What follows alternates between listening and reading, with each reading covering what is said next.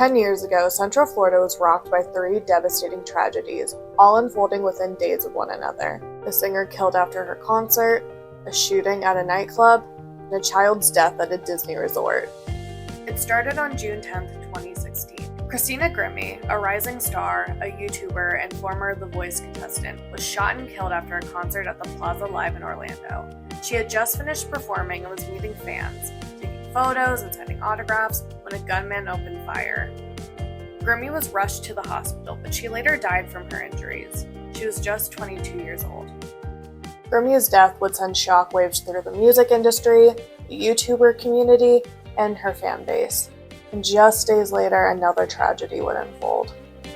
In the early morning hours of June 12th, a gunman opened fire inside Pulse nightclub during Lad Night, one of its busiest events. More than 300 people were inside, and the shooting became a hostage situation that lasted hours. By the end, 49 people were killed and dozens more were injured, making it one of the deadliest mass shootings in history.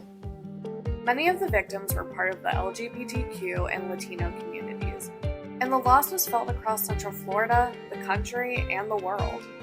And as the community mourned, another tragedy would happen days later. On June 14th at Walt Disney World's Grand Floridian Resort, a 2-year-old boy was playing near the water when he was attacked by a 7-foot alligator and dragged under the water. His body was recovered the next day following a 16-hour search. 3 tragedies, all within 1 week. And 10 years later, their impact is still being felt.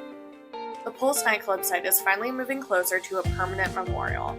Recent milestones include the building being demolished and new renderings for the designs. Now the memorial is expected to be open in the next coming years. For Christina Grimmie, her legacy continues in new ways.